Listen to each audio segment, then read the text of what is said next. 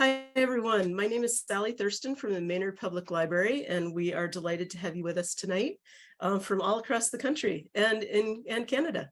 So thanks for joining us. I've been looking forward to this program for a long time, but waiting for Seaside Escapes this August. So a special welcome to our friends and neighbors in Wayland and Lincoln, who are also sponsoring this program, the Lincoln Public Library and the Wayland Free Public Library, as alongside the Maynard Public Library. I'd like to thank all three friends groups for their support. And I encourage you all to sign up for your library's newsletters and support your friends groups and stay in touch and keep joining us for excellent programs. Jane will be presenting for about 45 minutes, 50 minutes. As questions come to you, you can put them in the Q&A, and she'll answer them at the end of the talk. We have enabled transcription tonight, so if you'd like to watch a transcript as we go along, you can turn on that function. And now it's our very great pleasure to welcome Jane Oneail back to the Maynard Library.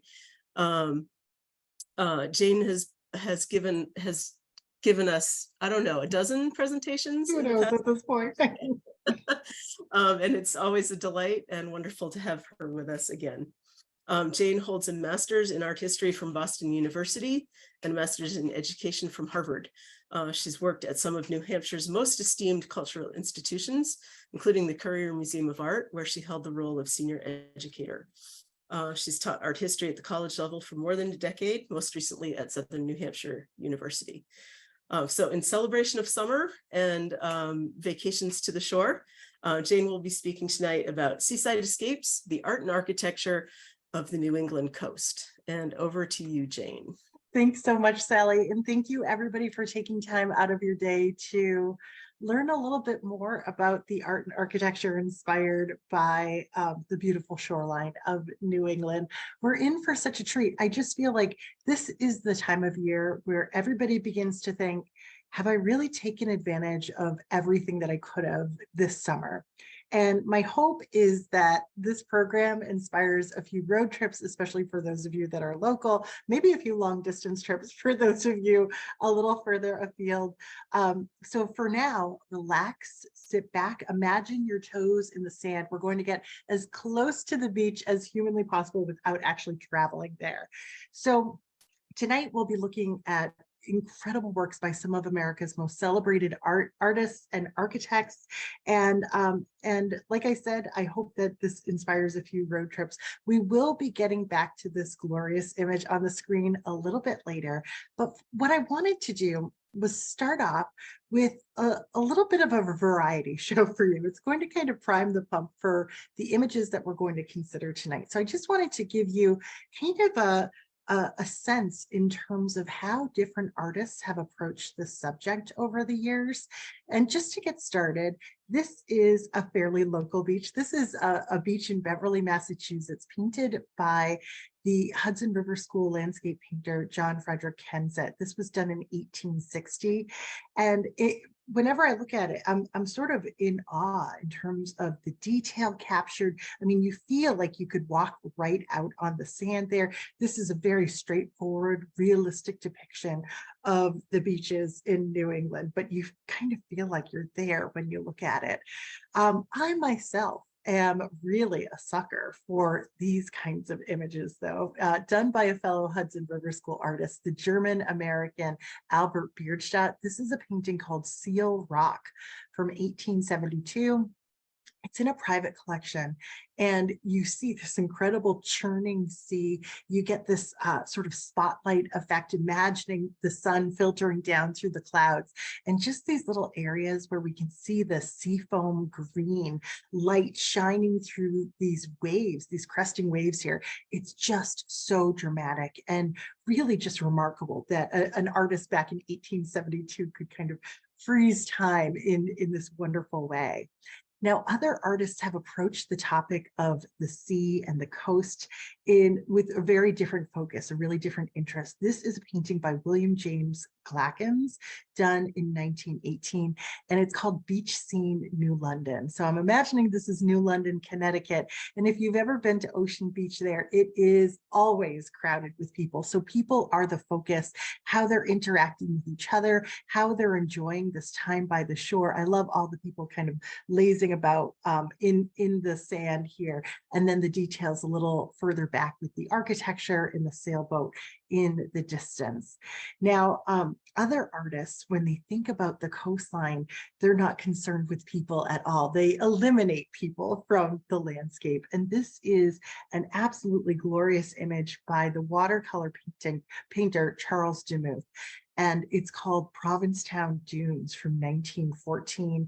It's sort of soft, it's ethereal, the colors are otherworldly. It just kind of transports you to a special place, whether or not it's the beach, it could be, you know, the surface of the moon, but it really is just transcendent the way he uses these colors here and these kind of beautiful undulating lines. Just a really interpretation of the shoreline. So the last image that I wanted to show you to sort of prime the pump is a little bit funny. This is Roy Lichtenstein's Nude on a Beach from 1977. He's an artist who's always inspired by comic books. And I get such a kick out of this image, imagining that this is supposed to be some sort of alluring or sensual nude lying on the beach with her shovel, her blonde hair, and of course her body is this anamorphic blob with these little holes in it, sort of similar to this piece of Swiss cheese, which is inexplicably joined her on the beach. And I hate to break it to you, spoiler alert, this is unfortunately the only nude in tonight's program. So drink it in, enjoy it now. Let me give you a sense in terms of how we'll use the rest of our time tonight. We'll get started with, well, considering art colonies and that whole tradition in New England. We'll focus in on one art colony in particular, and then we'll turn our attention to some of the greatest artists in the history of American art. And I do love alliteration. So we've got Winslow Homer, Child Hassam, and Edward Hopper there. We'll be looking at their seascapes. Excuse me. And then our last section focuses on architecture, the quaint little cottages of Newport, Rhode Island, and then the very eclectic house of Beauport in Gloucester, Massachusetts. So lots to consider. Let's dive in. Forgive the pun. Okay, so art colonies, the lure of the shore. Now, I want you to imagine for a moment being an artist at the end of the 19th century or at the beginning of the 20th century. You're probably based out of New York City, maybe Boston. And during the summertime, this is like peak time to go out and paint some flowers, find some beautiful scenery, and to get out of Dodge. You want to escape the heat of the city, the hustle and bustle. You want to go someplace picturesque. So not surprisingly, art colonies popped up from Monhegan Island in Maine through Algonquin down to Gloucester, Massachusetts, and in Cape Ann, and even in Provincetown, all the way down to Connecticut, where you have Coscob and Old Lyme. And the Old Lyme art colony in particular is very well documented. So we're going to zoom in on that one.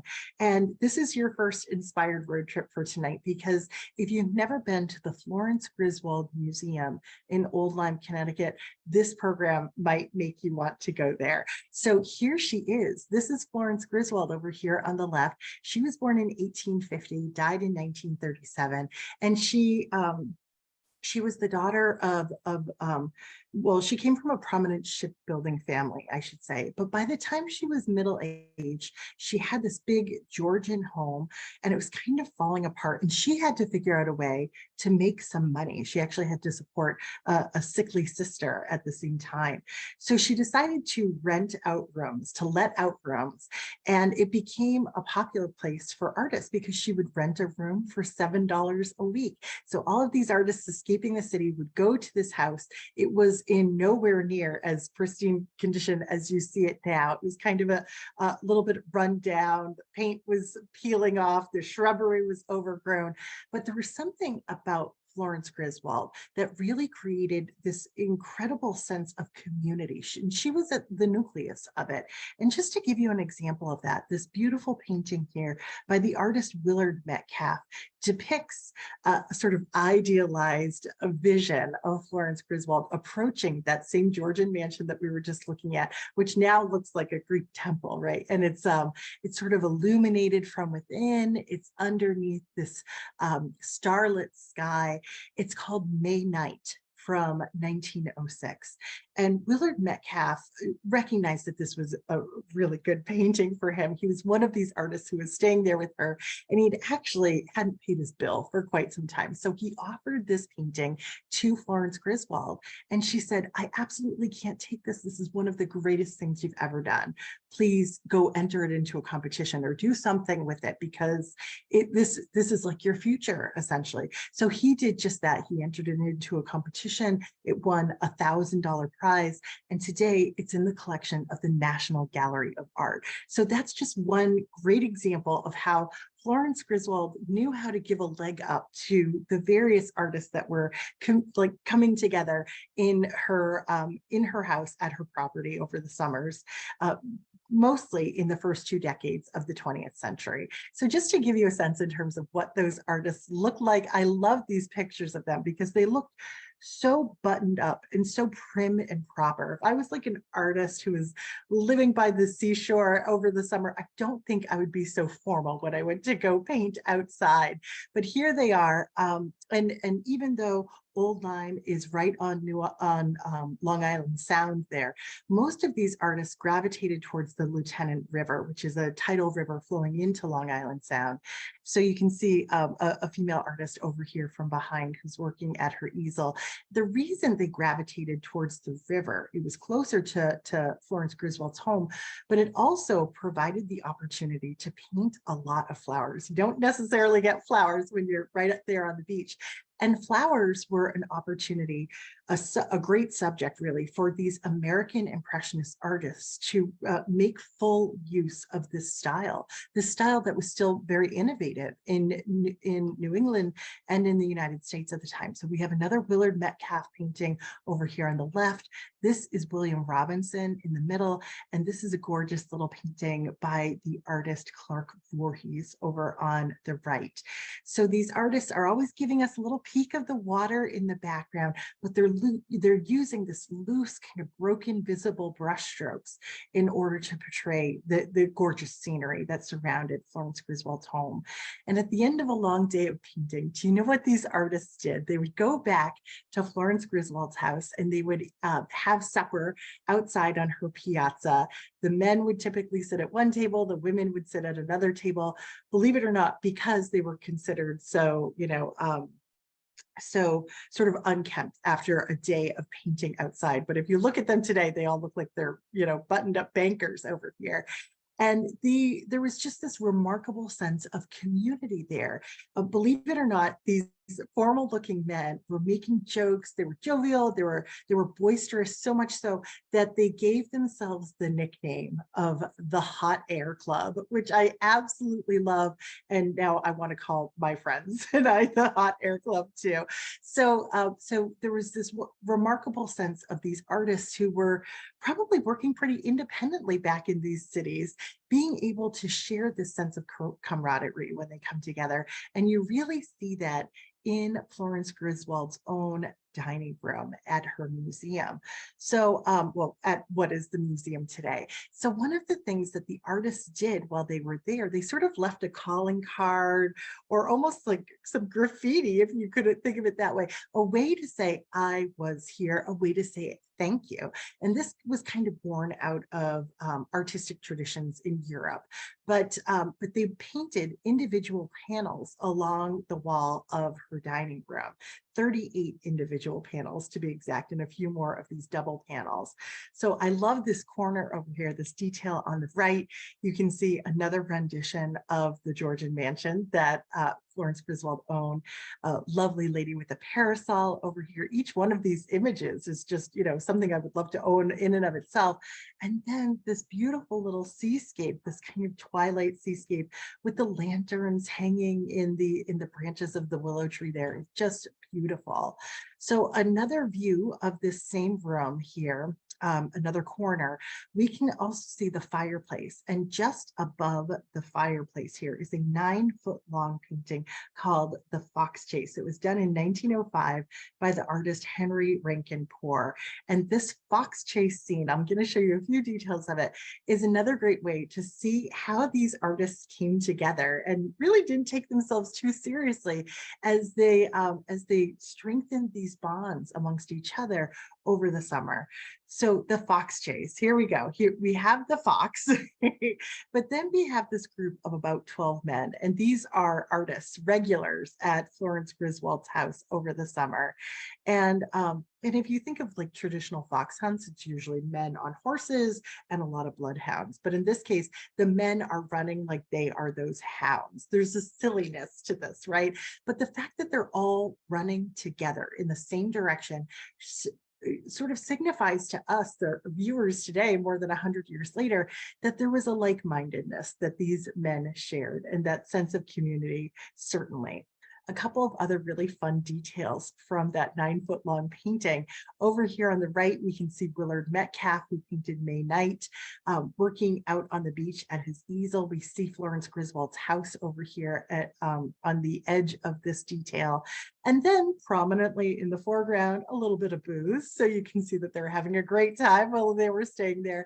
This is yet another artist who spent several summers at Florence Griswold's.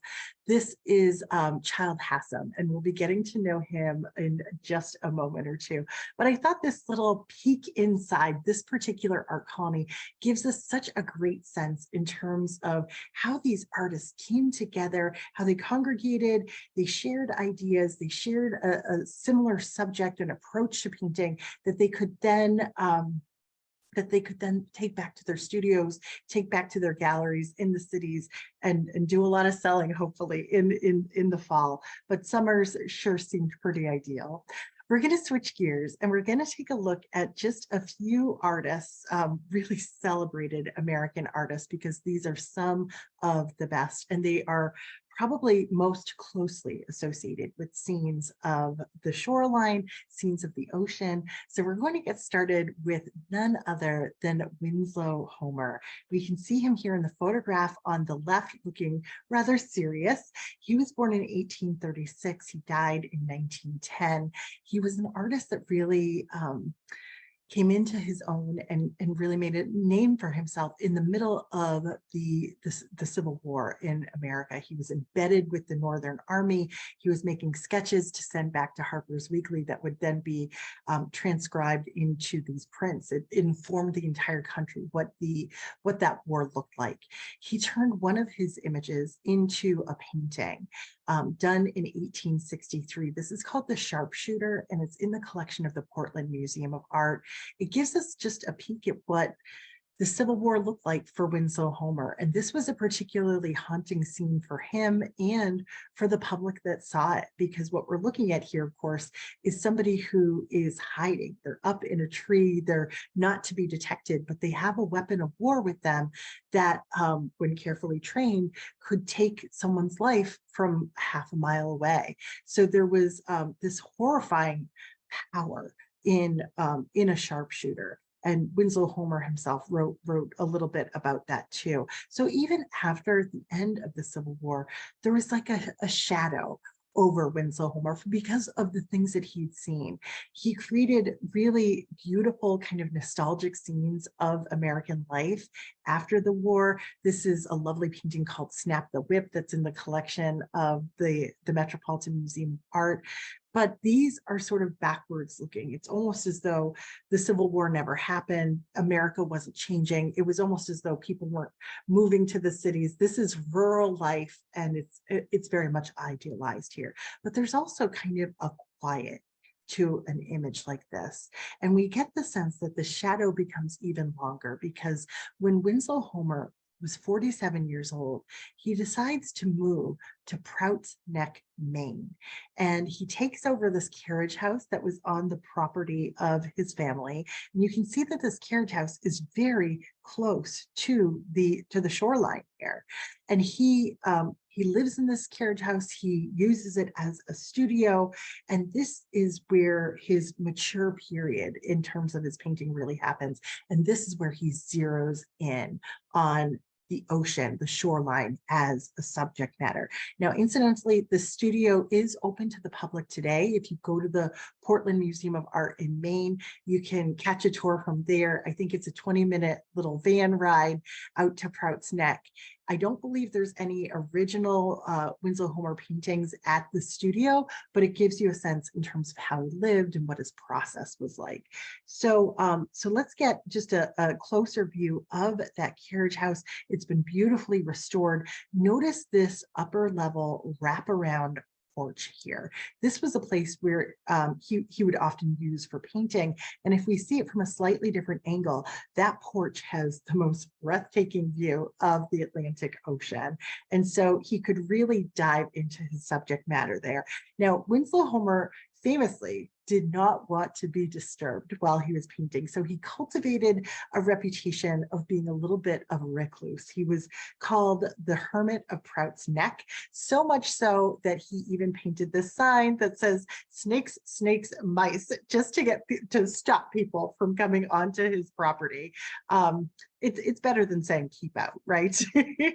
So like I mentioned, while he's working in Maine, while he's generating these images inspired by the sea, he is creating some of the most astounding images in the history of American art.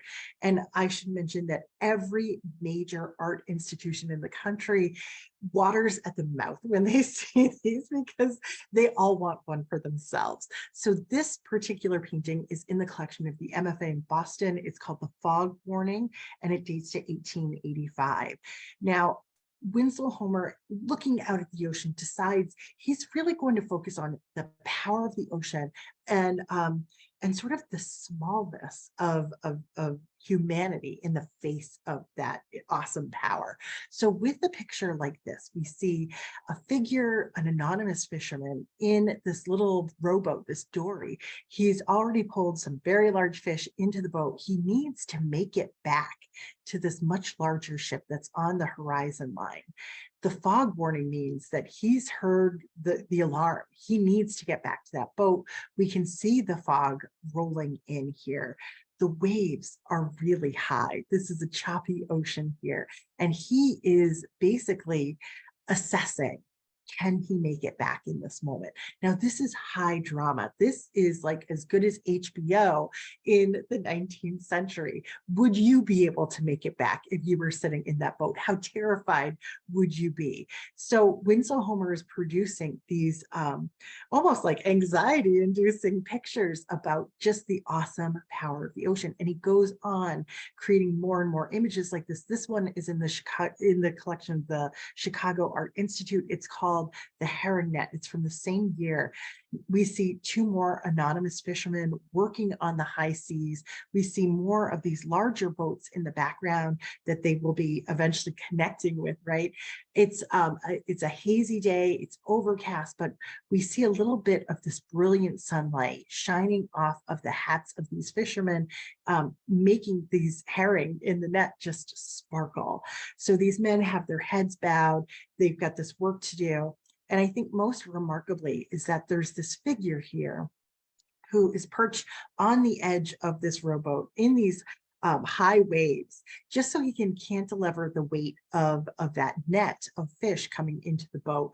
And I can tell you right now, if that were me, I would capsize the whole boat. We'd all be lost at sea.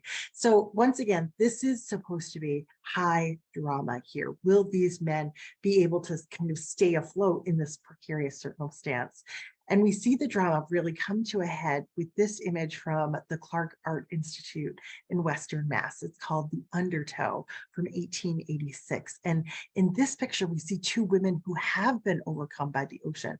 They are being rescued, they're being saved, thank goodness, by two more anonymous sort of idealized men. In some ways, they look like they're, marble sculptures from ancient Greece. The musculature is so perfect here, but it really is a picture about this dangerous, awesome power of the ocean. So as Winslow Homer gets to the 1890s, he just decides like the people are superfluous to the story that he's trying to tell with these images of the ocean. And he decides to eliminate them. Actually, in this picture that we're looking at here from 1895 called Nor'easter, there were actually fishermen in the foreground in these rocks who were observing the waves. And even after he sold the painting, he decided to paint them out. They weren't even necessary. So now this painting is in the collection of the Metropolitan Museum of Art.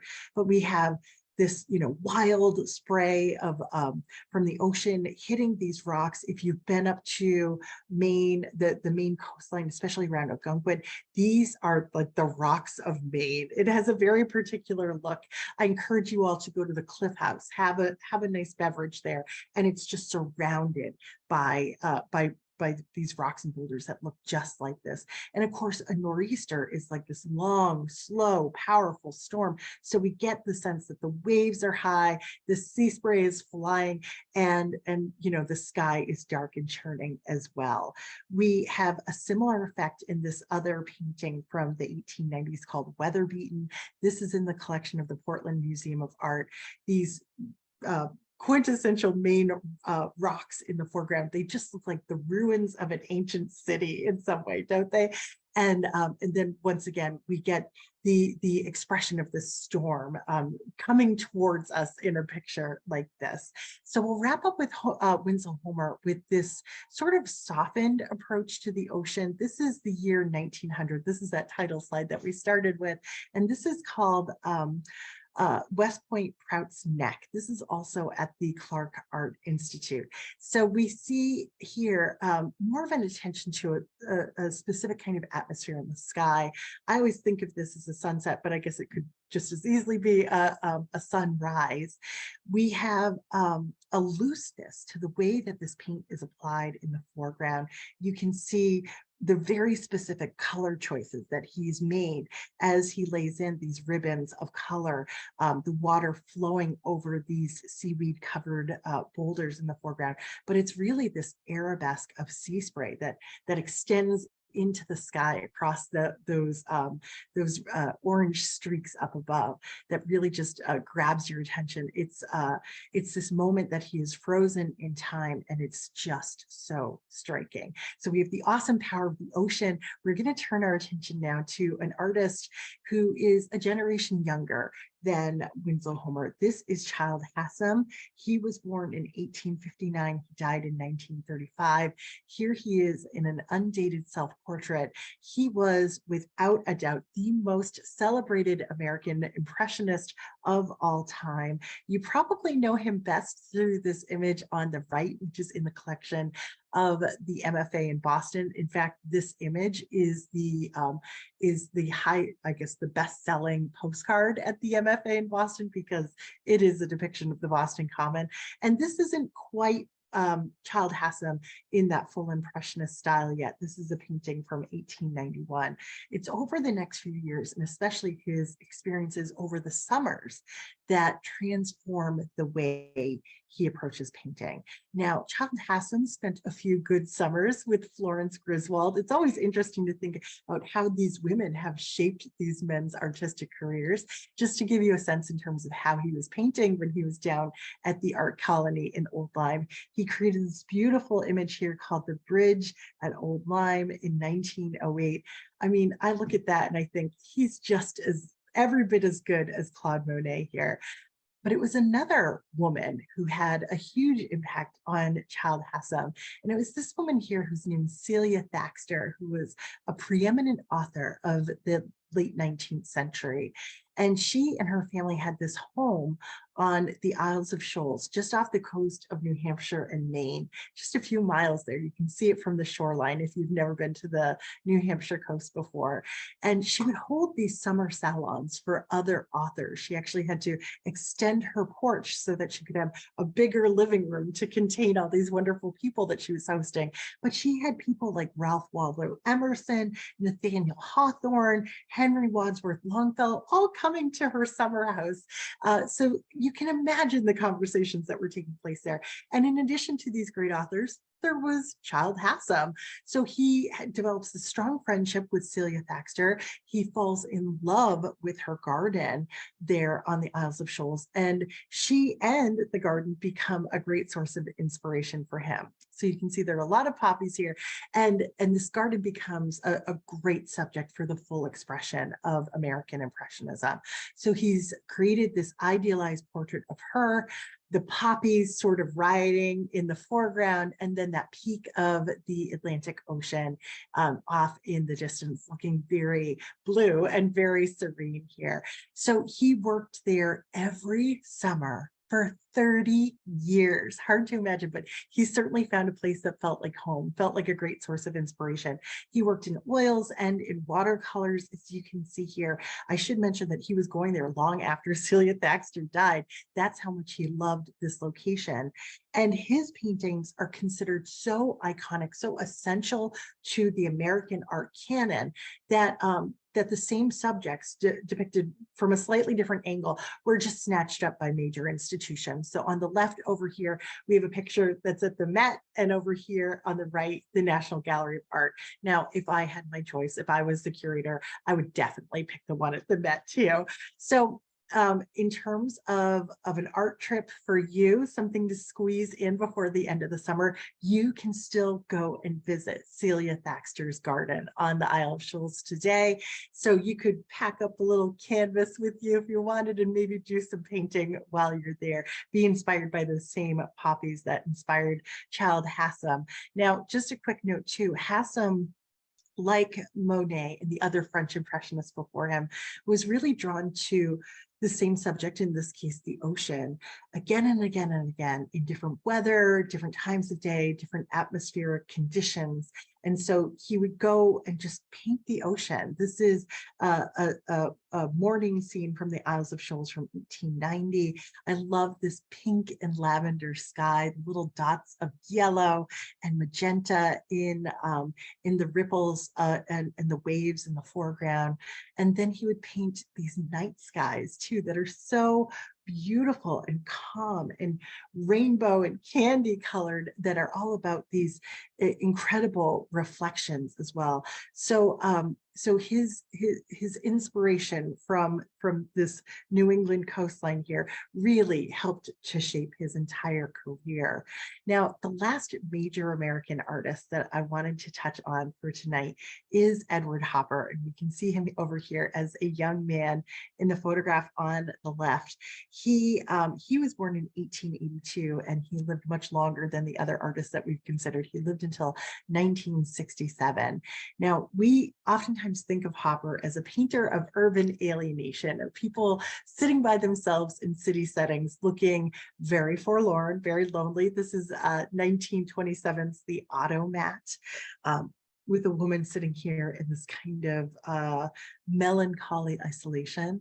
He's also probably best known for his 1942 painting, The Nighthawks, which is in the collection of the Art Institute of Chicago. We get the sense that we're walking down the city sidewalk, maybe we're in New York City in the middle of the night, and we glimpse into this well-lit diner, these few people that are kind of perched along this counter, and we begin to imagine, what is their relationship? Why are they up? Why are they out in the middle of the night? What are the conversations to be had there? And Hopper sets it up almost like a movie screen. Notice this giant plate glass window here, and you feel like you're almost watching film noir as you take in this picture, imagining what the possibilities are in terms of these relationships here. So Hopper and his wife lived in New York City, and they had a very spare existence there. They lived in a 4-story walk-up the entire time they were in New York City, and they didn't even have a bathroom in their apartment. So needless to say, they wanted to escape the city during the summers, and they found Cape Cod to be a great place for both of them. They were both artists, and they ended up building a house in South Truro in 1934 and spending their summers there from that point on. So here's Hopper as an older man. There's Joe, his wife, in the background, and you can see just how close they were to the water. Notice that giant window and how it let in so much light for inspiration for their work. Over on the right, we're looking at a painting called The Groundswell from 1939. And in some ways, it's typical Hopper, right? We see a group of people that don't seem to be interacting. There's a stillness to them. We don't get the sense that they're actively involved in something. They almost sort of seem to be assessing how they're going to navigate this buoy here, but they're not interacting with each other. The difference here is that the entire scene is just like bathed in this glorious light. The whole picture is these brilliant blues of summer. It transports you to like the most beautiful summer day you could ever imagine. I think the quiet that we feel here is also sort of due in part to when this was painted. This was just a few years before the US entered World War II. So that might explain a little bit of the unease. But Edward Hopper once famously said, "I suppose I'm not very human. What I wanted to do was paint sunlight on the side of a house." Now, that's what Cape Cod allowed for him. This is a picture called the Cornhill Truro from 1930. And in addition to painting the sunlight on the sides of these houses and on the side of these hills, he was still concerned with this, with light and shadow and the ability to kind of play voyeur in the lives of people living and visiting Cape Cod. So sometimes he would just drive around at night and kind of peek into people's windows. This is a picture called Rooms for Tourists from 1945, which he probably just painted in his car. But you get a little bit of a sense in terms of what the architecture and the sense of people inhabiting these spaces was like at that time. So going back to light in particular, we can see these 3 paintings here. This one's called Cape Cod Morning. This one's called High Noon. And then over here on the right, we have Cape Cod Evening. They weren't painted in this order, and they were actually painted several years apart from each other. There's more than a decade between all of these pictures. But you see Hopper going back again and again to this idea of a specific quality of light and how it affects the architecture. Now, interestingly, his wife sort of served as like his archivist. She would keep a record of everything he painted. And so she would make these little descriptions of what the paintings were about. Over here, she wrote something to the effect of, you know, a woman in pink is looking out the window to see what kind of, what the weather's going to look like that day. And he said specifically, no, that's not what these paintings are about. They don't have stories to them. I'm not Norman Rockwell. Just let it be what it is. It's just a woman in pink looking out a window. And once again, there's still so much mystery to these pictures. I think specifically in Cape Cod Evening, where we see this collie dog who's been alerted to something that's outside of the frame of the picture. We have a man and a woman who are in close proximity to each other, but they're not looking at each other. Her arms are crossed. We don't know if they just had an argument, but they're in this landscape that looks sort of unkempt. It's in contrast to this beautiful house that they seem to occupy. So many questions as you look at Edward Hopper. And I think he loved to create those mysteries in his paintings. This is a picture called The Lee Shore. It's in a private collection. It's painted in 1941. We have the gorgeous sailboats out on the open ocean. We have a sense of movement. Our eye kind of moves around in the circle following those sailboats. And then there's almost like a this kind of spinning form in the clouds to reinforce that circle. But my eye always goes to this house that seems to be perched right on the edge of the water. It is dangerously close to the ocean. It shouldn't be there. It doesn't quite make sense to me whenever I look at it. But Edward Hopper loved to create that sense of tension there, that sense of questioning. And probably his best known example of that is this image here called Rooms by the Sea from 1951. This is in the Yale University Art Gallery. So if you're anywhere near Connecticut, you can go and see it for yourself this summer, be transported to the Cape all over again. But it's a strange image, isn't it? We feel like we're in this kind of well-appointed house. We're in the middle of the summer. There are these gorgeous blocks of light that are streaming in this room and in the room just beyond. The door is open and there is no dry land to set your foot on. It just seems like you would step right out into the middle of the ocean. It doesn't make sense. It's a realistic painting, but also surrealistic painting all at once. So he leaves you wondering whenever you look at an Edward Hopper painting. Now, for those of you that are in New England, I've heard a lot of great things about the Edward Hopper exhibit that's at the Cape Ann Museum in Gloucester. So you might want to put that on your calendar for the next few weeks. And I also wanted to share with you this other painting here. It's called October on Cape Cod. And I would say it's like one of the less remarkable Edward Hopper paintings that I've seen from Cape Cod. But just to give you a sense in terms of the very strong appetite for his work, this little painting sold for close to $10 million. Okay, so in our remaining time, we're going to turn our attention to architecture and cottages, summer cottages in particular. And of course, when we think of summer cottages, we think of very simple structures, quaint little homes by a body of water. And so these summer cottages over here are a really good example of how oftentimes architecture that's built by the sea is purely functional. It's just there to provide a little bit of shelter and respite from the sun and the waves. If you've ever been to Martha's Vineyard, you know that the gingerbread houses there provide a little bit more decoration and ornamentation, but they're not ostentatious by any means. And then we get to Newport, Rhode Island. And if you've never been to Newport, I'm assuming a lot of you have.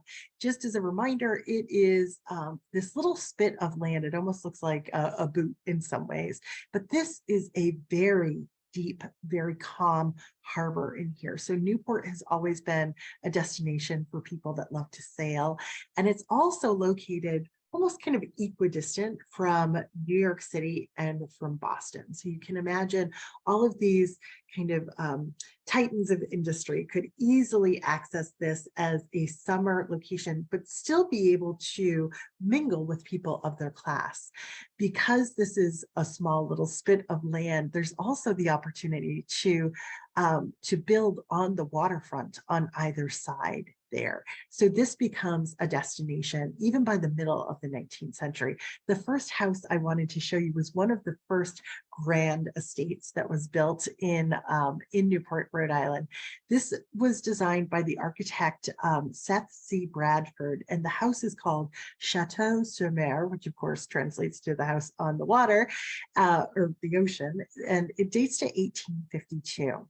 Now it's made out of granite, it's made out of brick, it's in this Italianate kind of Victorian style. We've got a mansard roof here and these kind of Victorian towers.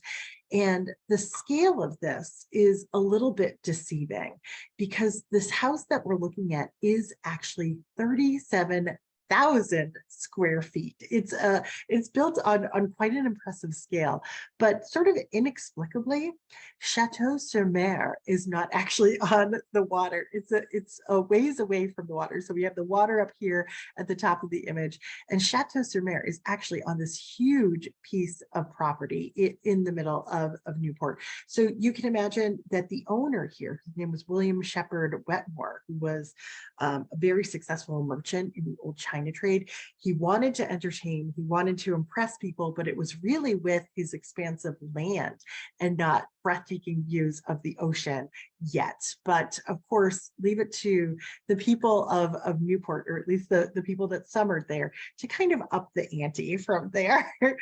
So this next house that I wanted to show you is called Rosecliff, and it was designed by McKim, Mead and White for a silver heiress whose name was Teresa Fair Ulrichs. And the source material for this beautiful house that we're looking at was literally one of the smaller palaces in the complex of the Palace of Versailles. So for this American heiress here, they're letting her play Marie Antoinette. And so they've added in all of these elements. It's an H-shaped house. The central part is actually just the ballroom. It's the largest ballroom in all of Newport. We'll just glance at it here. What a lovely setting. It's been the setting for various movies over the years too, including True Lies and The Great Gatsby. As we go back to that facade though, you can see it looks like a simple two-story structure here. There is actually a third story to it. It's a little bit set back. You can almost just glimpse it. There's a balustrade here to sort of hide it, but you do have to provide some housing for your servants. So that's just what they did here.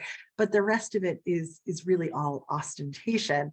Now, this is a house that is right on the water. It sits on 6.5 acres. So you can imagine after the various events that took place in that ballroom, people could just kind of promenade right down and listen to the waves kind of lapping the shore there. Now, not to be outdone, enter the Vanderbilts. Now, the Vanderbilts were one point the most wealthy family in America, if not in the entire world. By the time they're building in Newport, Rhode Island, this is generational wealth at this point. We're talking about the grandsons essentially of Commodore Vanderbilt. And they certainly still have a lot of money to their names, but their days are really busy spent spending this money. So this is William Vanderbilt's home, the Marble House. And actually, I misspoke. This is a home that he had built. It was designed by Richard Morris Hunt. He had it built for his wife Alva's 39th birthday. We should all be so lucky, right? So, so the Marble House, it has 50 rooms inside. Here's the grand staircase. Inside, there is more than 500,000 cubic feet of marble. They imagined this house as being like a temple to the arts in America. It was unparalleled in terms of its opulence, in terms of American design, really.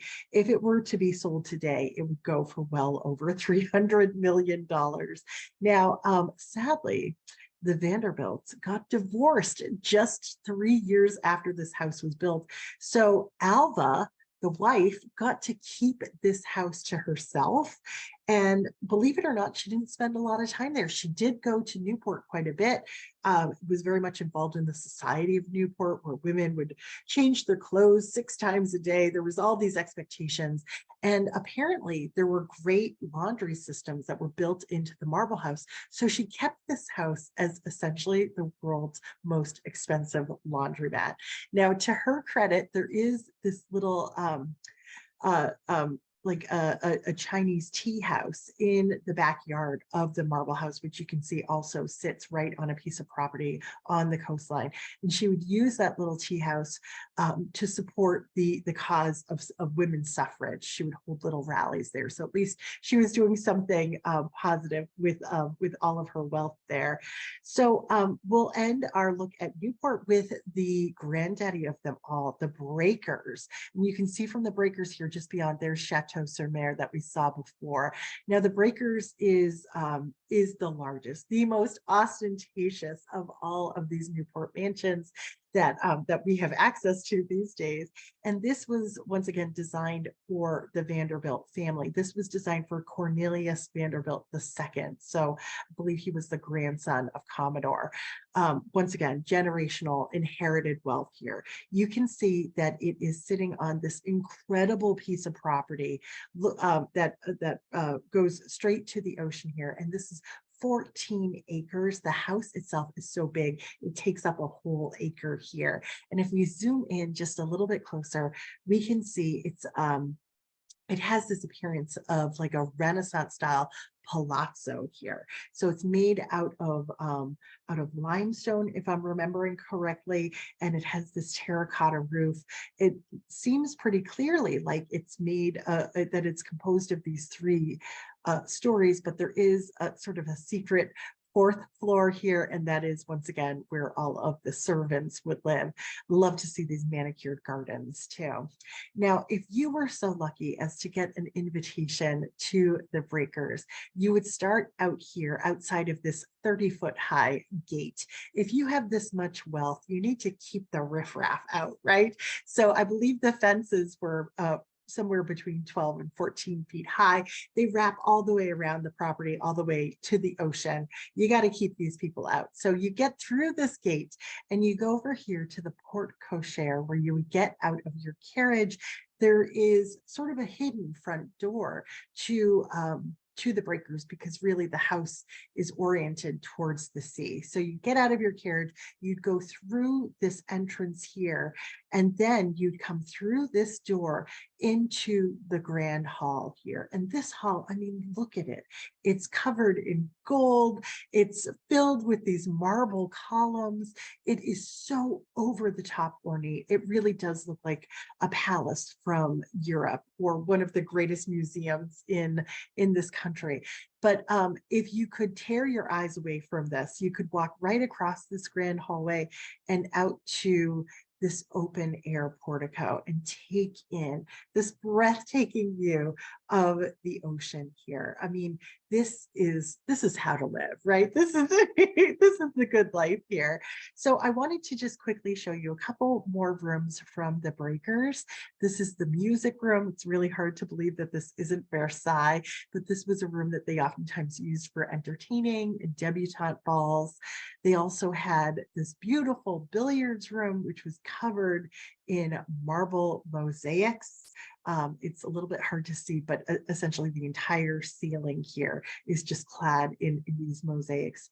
And then the very famous dining room, which in and of itself is over 2,400 square feet. So it's bigger than the average American home. That dining room table could expand to seat close to 40 people. There's crystal chandeliers, there's gold gilding all over the ceiling, the walls, these incredible freestanding rose alabaster columns.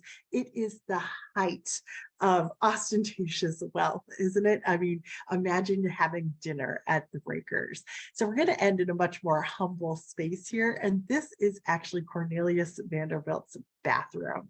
But I wanted to show it to you because there's some pretty incredible technological innovations here. In this marble tub, you'll notice that there are various handles. So as he's sitting in his tub, he could turn one handle and get sea salt or salt water, I should say, a saltwater bath, or he could get a freshwater bath. He could have hot, he could have cold. So all of these kind of technological innovations are built into this house. And I wanted to leave us on this note because there's a lot of innovation in the last house that we're going to look at today, which is really a world away from Newport, Rhode Island. This is Beauport in Gloucester, Massachusetts. Now, most of those Newport mansions are owned by the Newport Preservation Society. You can go and visit them today. You can also visit this house. This is owned by Historic New England, and it's called Beauport or the Sleeper McCann House. It dates to about 1908, and it was designed by the decorator and designer Henry Davis Sleeper. Now, he had a very eclectic taste, and he was somebody who kind of infused a great deal of whimsy in his designs. There's just something so appealing about what he did, but he would combine it all. There was no sense of cohesiveness. It was just room after room after room. And he almost couldn't stop building, so much so that his neighbors had to put up, I think it was like a 14-foot wall, and he built to within inches of it. He really maximized space here. So this little house here is actually 14,000 square feet. There's somewhere around 50 rooms inside of it, but all of this is happening on less than an acre of land. So you're probably dying to see the inside. Very quickly, I just want to remind you that we are in Gloucester, Massachusetts, and this is right on the water in this bay here. So a pretty quick drive for a lot of us to get there. Now, if you were to arrive by water or to sort of sail by, this is what the back of Beauport looks like. And I am the first to say it is a mess. This is a mishmash of styles. There's nothing cohesive about this, but it gives evidence to the fact that A, this house is right on the water. It's literally on this cliff. And that B, Henry Davis Sleeper was just salvaging these different windows, these different architectural styles, and just popping them into different rooms that he was building. So every room has its own very unique identity. So this is his two-story China trade room, and the entire room was inspired by this wallpaper that he found.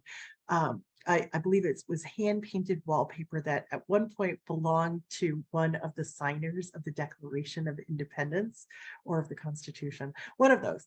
And so he designed a whole room sort of inspired by that and that concept, that aesthetic there. And even though it is a two-story high room, it's almost like in miniature in some sense. This is like a balcony overlooking it. All of these spaces aren't the traditional height ceilings that you might imagine. Now, I know that there's somebody with us tonight from Delaware who's probably visited Winchester at some point. And I will say that Henry Davis Sleeper had a huge impact on the design of Winchester, which is one of the largest houses in America. So, so as I take you through Beauport, you'll see some familiar things, and there's certainly rooms at Winchester that look like this. Winchester, incidentally, if you're not familiar with it, is now a museum essentially dedicated to furniture and the decorative arts. It's down in Delaware. Very much worth the trip. So here's another room from Beauport. This is called the Octagon Room. The walls are this beautiful aubergine with these red highlights. And Henry Davis Sleeper had a lot of fun thinking about the shapes, the colors, and the numbers that he could place in this room in order to reinforce that greater theme. So you can kind of go through rooms like this, and it's almost like a treasure hunt, looking for things that are in groups of 8 throughout the space. So very clearly and obviously the table is, but you can find a lot of other things as well. And I should mention that this house is like a labyrinth. You could very easily get lost in it, and it's just room after room that almost built in like 3/4 size. They're very tight spaces. Here is Henry Davis Sleeper's colonial kitchen. And I absolutely love this because he just imagined, he'd been collecting things over the years, and he just imagined, I'll just put it all out. And so we get this sense of this very crowded hearth over here, and people just assumed that what Henry Davis Sleeper presented was the way that colonial Americans actually organized and their own kitchens and how they used it, when in fact colonial kitchens looked nothing like this. They were in no way this cluttered. They didn't have all of these different pots and bowls and that sort of thing. So in his professional work, sometimes Henry Davis Sleeper kind of misled people, not in any sort of sinister way, but historic sites like Old Sturbridge Village kind of got the wrong message in terms of what colonial American kitchens looked like because of Henry Davis Sleeper. Now, this next room is, I think, a favorite for so many people, including myself. This is a 2-story high round book tower that Henry Davis Sleeper designed. And again, it's a very tight quarters here. You could have just a few people standing in this book tower and it begins to feel pretty crowded. Now, this chair in the image on the left corresponds to the chair that we see over in the image on the right. And it's really these curtains in these windows that inspired the entire book book tower, because those curtains are carved out of wood. And Henry Davis Sleeper found them. He knew that he needed to create some arched windows like this, and he decided to create a book tower all around them. It was the curtains that inspired the room. Pretty amazing. So you can duck out of a room like this and quickly run into one of his colored glass installations. He loved to collect colored glass, and he displayed them against these kind of false windows that have natural light pouring into them. And you get the sense that he is essentially making these modern stained glass windows. They are so striking, so beautiful, makes you want to just like run out to a thrift shop and start collecting as much purple glass as you can find. One of the most famous spaces in his house is called the Golden Step Room. This dining room is a world away from the breakers, right? You couldn't seat 40 people here. It's much more humble in its appointment, but it is beautifully cohesive in terms of the furniture, the seafoam green, the flatware in the background, the commitment to the theme with the model ship over here. But there's just all of these wonderful shapes and textures in this space. And the Golden Step Room is a great name for this room because as the sun sets, it's such a glorious space to take in a meal.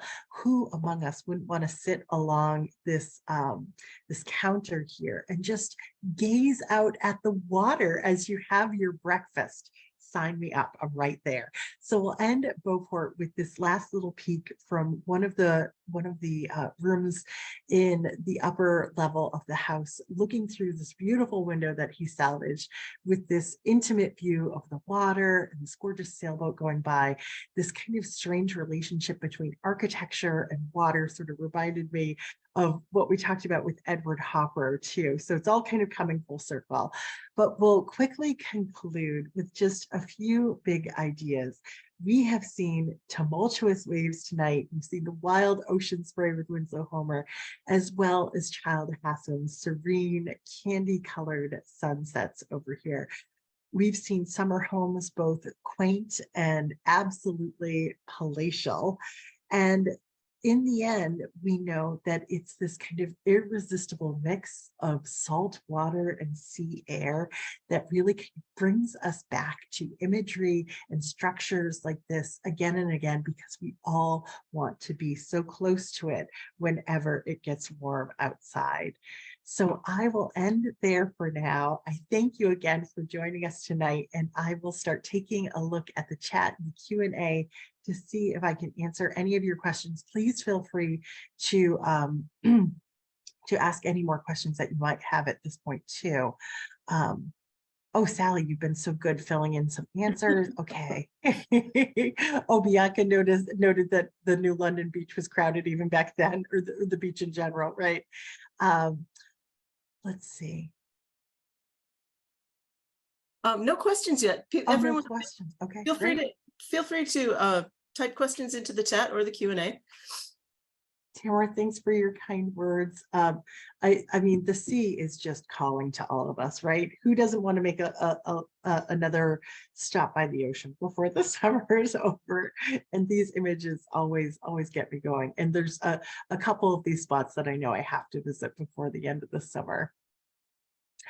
Judy asked, what medium did Hassam paint in? And he was an oil painter, but some of his works, especially on Appledore Island or the Isles of Shoals, were watercolors. So if we kind of zoom back there, in this image, you can get a sense of some of the watercolor work, and this is an oil over here on the left.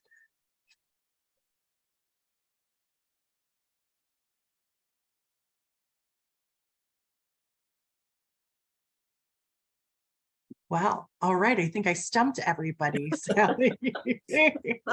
Well, Ellen, thanks for jumping in. Delawareans and others can thank the DuPont and some of the Newport families for some of the beautiful homes that are now museums.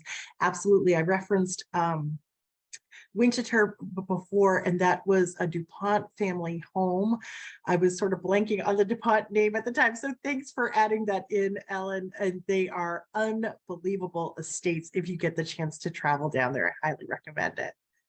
And while you're in Delaware, please be sure to go see Longwood Gardens, one of our favorites. Oh, isn't Longwood Gardens one of the most amazing places ever? I just love it.